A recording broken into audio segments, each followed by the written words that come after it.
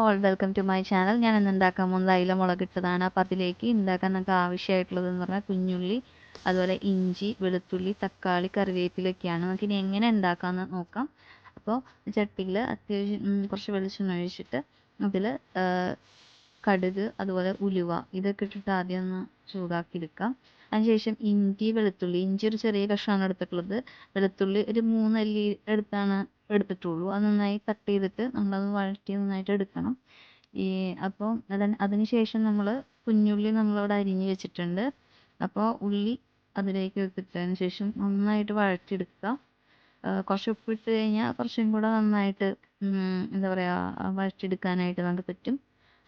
അപ്പോൾ നന്നായിട്ട് വഴറ്റിയെടുക്കാം. അതിനുശേഷം കുറച്ച് കറിവേപ്പില ഉണ്ടെങ്കിൽ കറിവേപ്പിലയും കൂടെ നമ്മൾ ഇട്ട് കൊടുക്കുക.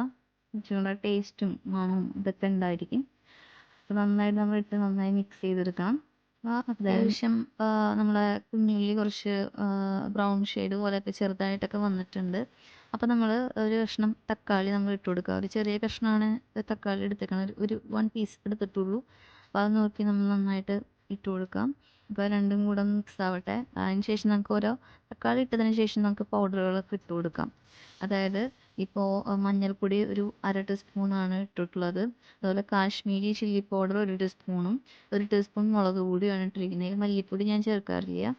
അപ്പോൾ ഇതെല്ലാം കൂടി ഇനി മിക്സ് ആവട്ടെ. മിക്സ് ആയിട്ട് ഇതിൻ്റെ പച്ചമണമൊക്കെ ഒന്ന് മാറി കിട്ടണം.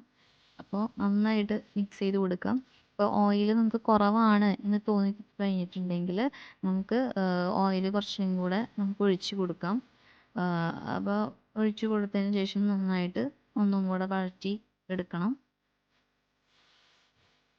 ഇതിൻ്റെ ഇടയിൽ നമ്മൾ കുറച്ച് പുളി എടുക്കുക. പുളി എടുത്തിട്ട് ചൂടുവെള്ളം വെച്ചിട്ട് അതിൽ കുറച്ച് പുളി ഇട്ടതിന് ശേഷം നന്നായി തിളപ്പിക്കണം.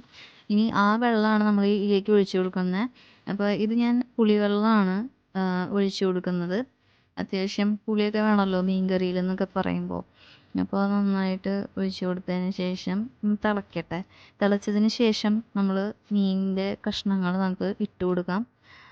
പിന്നെ ഉപ്പ് നമുക്ക് ആവശ്യത്തിന് ഉപ്പ് ഇട്ട് കൊടുക്കുക. അതിന് ശേഷം ടേസ്റ്റ് നോക്കിയതിന് ശേഷം നമുക്ക് പോരാൻ തോന്നിക്കഴിഞ്ഞാൽ കുറച്ചും കൂടെ ഇട്ട് കൊടുത്താൽ മതി. അപ്പോൾ നന്നായിട്ട് തിളച്ച് വരുന്നുണ്ട്. അതിന് ശേഷം നമ്മൾ ഓരോ മീൻ കഷ്ണങ്ങളായിട്ട് നമ്മൾ ഇട്ട് കൊടുക്കുക. ഒരു 10-15 മിനിറ്റ് അത്ര വേണ്ടി വരുള്ളൂ. നന്നായിട്ട് തിളക്കട്ടെ. പിന്നെ നമ്മൾ മീൻ കറിയിൽ നമ്മൾ ഈ സ്പൂണൊന്നും വെച്ചിട്ട് ഇങ്ങനെ ഇളക്കാനൊന്നും പാടില്ല. പകരം നമ്മൾ ഒരു തുണിയെങ്ങാനും പിടിച്ചിട്ട് ജസ്റ്റ് കൈ കൊണ്ട് തന്നെ പിടിച്ചിട്ടൊന്ന് ഇളക്കി ഇങ്ങനെ കൊടുത്താൽ മതി. പിടിച്ചിട്ട് ഇളക്കി കൊടുക്കുക. അങ്ങനെ ചെയ്താൽ മതി.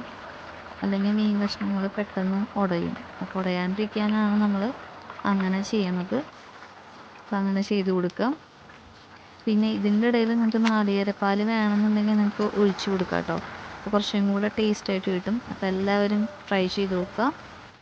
അടിപൊളിയാണ്. അപ്പോൾ നെക്സ്റ്റ് വീഡിയോ കാണാം. Bye bye.